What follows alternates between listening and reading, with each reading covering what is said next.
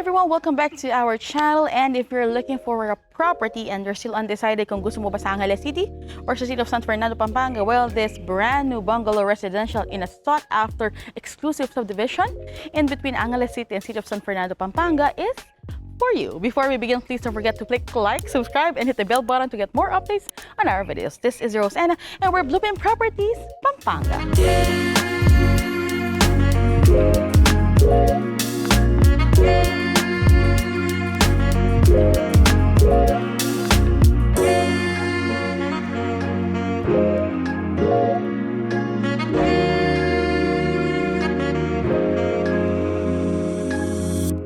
Sa mga katulad ko na bias sa mga bungalow, at kung gusto niyo ng property at undecided kayo kung Angeles City o San Fernando, Pampanga, this property is for you because this is in between Angeles City at City of San Fernando, Pampanga, as I mentioned earlier.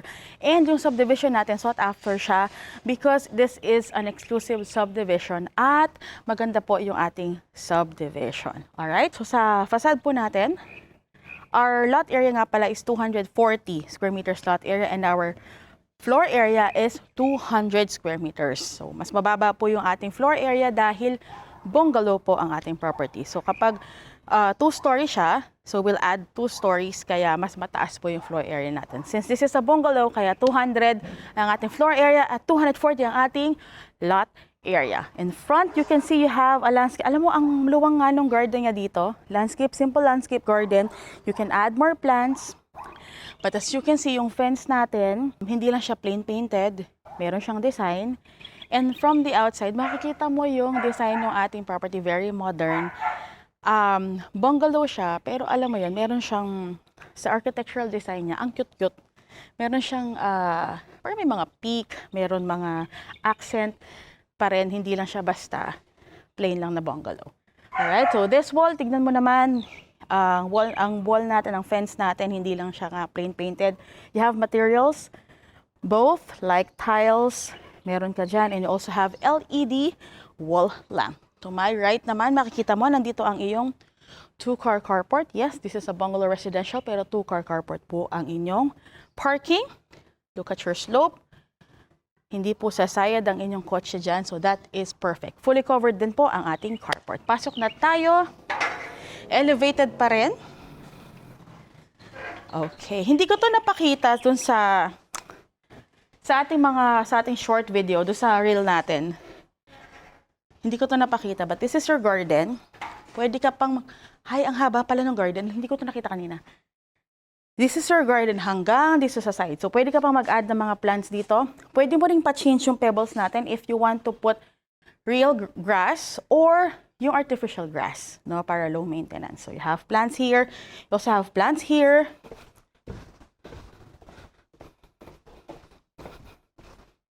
So, yung sa dulo niya, ayan, plant box yan. But if you wish na gawin mo yan ng grass lahat yan, pwede mo yung gawin. Ang maganda dyan, meron ka ng plant box dito. Ang kagandahan ng plant box kasi, pwede ka mag-add ng plants, you can add more pots pa dito. Tapos if you want naman na wala yung mga pebbles, pwede ka mag-add ng mga iba pang mga plants dito. Alright, sa parking naman tayo.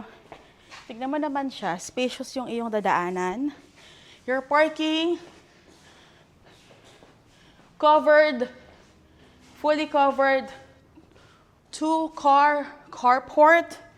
Kasya rin naman dyan ng van. Meron kang accent dito. Ang ganda nitong accent na to. Parang Flintstone feels yung nakikita ko. Because this is like artificial stone design with LED lamp, wall lamp, and you have your pool area. Diba? May pasilip lang siya sa pool area, pero this one serves as your partition and then an accent wall. Diba? Para hindi mo agad-agad tinutumbok yung ating pool area. Alright, so bago tayo pumunta doon, pasok na muna tayo para makita nyo ang loob. We have few furnitures. So this is, I think this is semi-furnished. So may makikita namang furnitures. So look and see. This is perfect for yung mga first-time home buyers, mga newlywed, yung mga nagsa-start pa lang ng family. Kasi low maintenance siya dahil nga bungalow, and then safe for kids, dun sa mga ayaw na may mga stairs, or sa mga may mga elderly, perfect din siya. And if you're a professional looking for your first investment, this is perfect for you. Let's go. Pagpasok mo, diba? Kanina, nung ino-ocular ko siya, sabi ko, ay, ang daling linisan. Sabi ko, start ka lang doon sa kitchen. Madali mo siyang malinisan. And then, very cozy. And then, relaxing yung vibe. Yan, meron ka mga artificial plants. It goes well with your sofa set dito. Ang ganda ng accent chair natin. Meron ka na rin carpet dyan.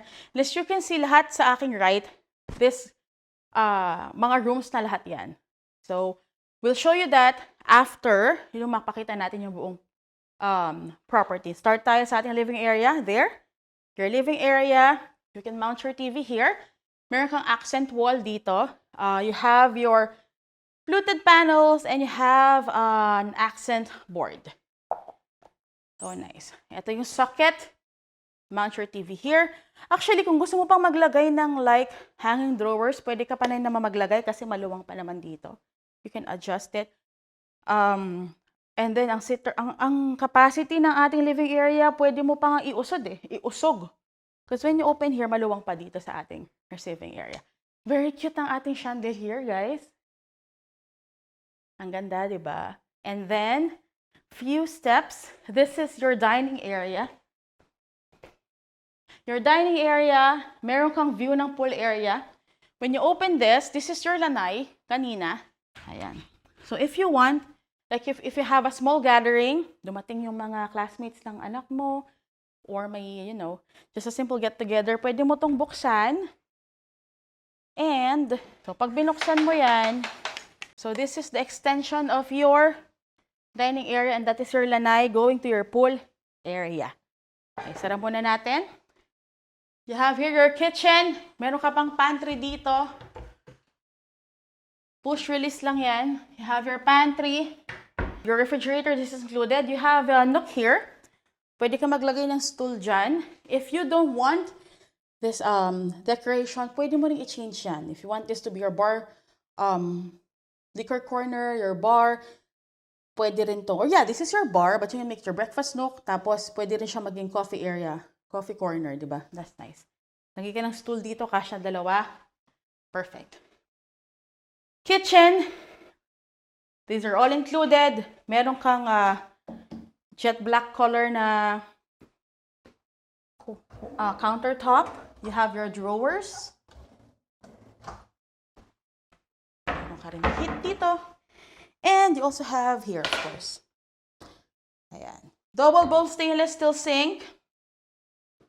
And ito, ang yung shelf na for your condiments or anything you want to put there, pwede rin. Dito sa side na to, meron ka pang mga shelves dito. Also, may socket ka dito like if you want to put your water dispenser, pwede ka maglagay dyan. Or if you want to put your trash bin here, maluwang pa siya. This door goes to your, of course, Filipino tayo, we have our dining, dirty kitchen / your auxiliary kitchen / your service area. Spacious ang iyong service area. Ito ang gusto ko dito kasi usually dito lahat nangyayari, di ba? Like, this is where the cooking, yung serious cooking talaga dito kasi you need a big space and then ventilation, of course. And itong nasa likod ko, ito po ay pool pump. So dito yung pool pump natin. And this is for your washing machine. Diyan. And then meron pa kasi dun sa kabila. So you can decide if you want to put it here or pwede rin naman dun sa kabila. Inaayos pa kasi yung ating pool area. Kaya wala pa yung pool pump, pero ayan na po, nakaabang na sila. And dito po yung ating pool area. Plant box, your shower area. Ito yung lanay mo kanina. And this is your pool area. Tignan mo kung gaano siya kalaki. Diyan lang kayo. Ayan. Ganyan siya kahaba. Mas ma-appreciate mo siya pag may tubig na siya, may falls na siya, may ilaw na siya kasi talagang may enjoy niya yung space. It's a good size for a intimate get-together. Or just kung gusto mo lang mag-relax after your work, that is perfect. Alright, pasok tayo sa ating dirty kitchen. Let's go! So, ito yung ating back to our service area. Yan, madami ka pa rin drawers dyan. Diba? Socket. Meron ka rin dito. So, Pwede ka dito mag-laundry area, pwede ka rin doon. No, kasi may socket naman dito. And then this one, this can be your drying area. Mga sinampay mo, pwede dito. Or if you want an intimate garden, pwede dito. If you want it to be like something else, what you need for your property, pwede mo rin naman siyang gawin dito. So this is your setback na customizable sa iyong pangangailangan. Alright, pasok ulit tayo sa ating formal kitchen. As I mentioned, banda doon, nandun lahat ng mga rooms natin. Okay, one thing that I love about the maid's room, itong yung maid's room, meron siyang sariling bathroom. Pagpasok mo, yeah. Single bed or single na double deck kasha. Meron na silang built-in cabinet. At mataas po yan. And they also have their bathroom. Full bath. There. At ang door ha, pang malakasan. Ganda ng doors nila, no? Accent baka mo. Diba? At saka yung mga handles na yan, guys, meron silang, may presyo yung mga yan. Like, they're not ordinary handles. Talagang, ano sila, heavy duty. Okay, next. Here is, this is a bedroom. A bedroom, kasya dito ay twin bed, or yung family bed na sinasabi nila. Kasya para mas maluwang. At parang yun ang ideal na size for this one. Tapos, pag linagay mo siya dito, meron ka pa namang space there.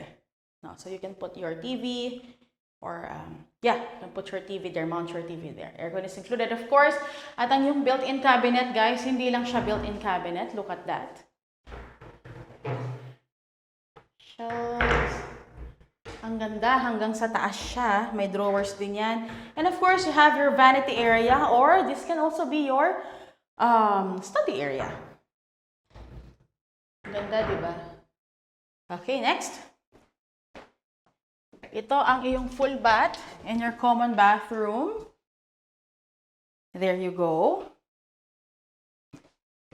Yan. Spacious po siya. We have to make sure if they're going to put a tempered glass partition here, but I think they will. No, pero we were not yet sure, so hindi ko muna i-claim yun sa video na to unless we were sure about that one. We have your shower area. As you can see, yung iyong sink, this is an undermount or a slope undermount sink. Tapos meron kang vanity mirror. Okay. Floor to ceiling tiles, and yung niche nyo, tignan nyo, may ilaw. Cute, no? That is your full bath. Next. 2 more rooms. Here you go. Alright, the design is the same as the first one. Twin bed. Perfect for a twin bed. And then, nandito rin yung iyong built-in cabinet. And you also have your study area or your vanity area. Same lang din yung design niya. Ito na yung pangalawa. So, meron tayong 3 bedrooms that is 3 bedrooms, yung mga bedroom 1, 2, 3, and then you have your master bedroom, yun yung last natin pupuntaan. You have your maid's room na may sariling bathroom. There. Same design. Yeah, I think tatakpan pa to. Or no! Parang ganito siya talaga. Ano yung galing? Iba yung design niya. Cutie. Alright? Okay, dito na tayo sa ating. This is your master bedroom. Master's bedroom with a spacious space. So, king-size bed. But, you know, queen-size bed yung mga usual natin sa Pinas, and that is perfect already. Meron tayong clerestory windows. Look at that. Sa taas and here, na pwede mong takpan ng iyong curtain. But the clerestory window sa taas during natural light, or during daytime, your natural light. So, efficient po dahil hindi mo kailangan buksan ang mga bintana. Pero this one, I just want to show you, you have a view of your garden. Yan. And then this one, mas malaki yung iyong built-in cabinet. Very nice. Tapos, ang neat pa, because you don't have knobs and handles, push-release lang siya. Of course, you have your own bathroom. Same design. So, pagpasok mo, sir, ayan, meron tayong, inaayos pa kasi, sorry. So, meron tayong shower area. Actually, same lang niya yung design nung CR sa labas. Same design, pero nasa loob lang siya ng ating master bedroom. Alright, punta na tayo sa ating living area para sa ating recap. And for our recap, this is a brand new bungalow residential located in a secured subdivision in between Angeles City and City of San Fernando, Pampanga. As we mentioned earlier, this is ideal for those first-time home buyers, mga small families, and if katulad lang kita na gusto talaga ng bungalow, low maintenance, sa mga nagre-retire, yan. Ayaw nyo na ng mga may stairs, perfect po itong property na ito at perfect ang location. Dahil nga, you will enjoy the best of both worlds, Angeles City and City of San Fernando, Pampanga. Plus, yung subdivision po natin, this is one of the sought-after subdivisions din po. Dahil secured po ang subdivision na ito at maganda po itong subdivision. Alright, back to our property. I mentioned that this is a bungalow, so ang lot area po natin ay 240 square meters. And our floor area is 200 square meters floor area. What I love about this is parang kinompact niya lahat ng gugustuhin mo sa isang property na two-car carport. You have your garden. Yun nga, low maintenance siya dahil hindi ka na umaakyat. Meron ka ng furniture, your dining area, spacious naman ang ating mga lugar, cozy pa ang mga portions or mga parts natin, mga corners natin, cozy, comfortable. These are the highlights that I would say as I go through the property na talagang nag-stand out sa akin. Yun nga yung ating two-car carport and then yung ating kitchen na merong, of course, yung dirty kitchen natin or yung service kitchen natin. Kasi sobrang luwang. And then, dalawa yung drying area mo. Meron kang drying area dun sa may side or paglabas mo dito sa likod, doon sa likod pala. And then, you also have drying area doon sa may side naman na going to your, that side pala sa garden. So, you have your drying area doon sa likod and drying area sa likod, sa side if you want doon sa garden. Na pwede mo naman yung gawing artificial grass or totoong grass if you want that to be your garden. And you can just make the one sa likod na drying area. What else? You have your pool. At yung pool mo, hindi siya maliit. No, hindi lang siya plunge pool. It's really good for get-togethers kasi nga makakapag-swim-swim yung mga bata and even yung adults natin. Hindi nyo lang siya masyado na-appreciate siguro because wala pa siyang water. Ilalagay pa yung pool pump natin. So, maganda siya if magkakaroon siya ng ilaw nga and yun meron tayong waterfalls. Ano pa ba? What I love about this pa yun nga, low maintenance, hindi madaling linisan. And sa mga videos natin, pakita natin yung mga clerestory window natin sa taas. Ayan. Mapapansin nyo yan sa buong property. Kaya kapag umaga, hindi mo kailangan magsindi ng ilaw dahil meron kang natural light. Ayan. Ano pa ba ang maganda sa property na ito? Ang mode of payment ito, cash or bank financing. So, if you're interested, pwede ka lang pumunta sa mga banks ninyo and you can ask for, screening para sa iyong loanable or if you are qualified for a home loan. Ayan, kaya if you are interested, please don't hesitate to contact us kung kailangan nyo ng assistance sa mga bank loans ninyo. We also do that. So you can contact us sa aming Facebook page, Blueprint Properties Pampanga, Instagram, Blueprint Properties Pampanga, TikTok, BP Pampanga, at for sure, nakita nyo na yung mga short video natin dito sa property na ito. Nakita nyo yung mga, few parts of the property. For sure din, meron na pong nag-tripping. Kaya kung ikaw, ngayon mo pa lang ito nakikita at hindi pa ito for sale, tumawag ka na agad sa aming contact details na makikita sa ating description. Message us on Facebook, Instagram, TikTok, BP Pampanga. And also, you can book your trippings din naman sa akin. Enalalo sa Instagram and sa TikTok, Enalalo. Kung wala kang Facebook, kung wala kang social media handles, you can message us on other messaging platforms. We have our numbers there sa description natin. We have Viber, WhatsApp, email, and nandyan din po ang mga contact numbers po namin. Ayan. Kung minsan po medyo nadidelay yung reply, pasensya na po, mga nagtitripping po siguro yon. But still, you can call us, you can message us, email us. Ayan. So, pwede po kayong mag-message po sa amin. Ayan. So, if you like this video, please don't forget to click like, subscribe, and hit the notification to get more updates on our videos. This is your host, Anna, and we're Blueprint Properties, Pampanga, where your house speaks.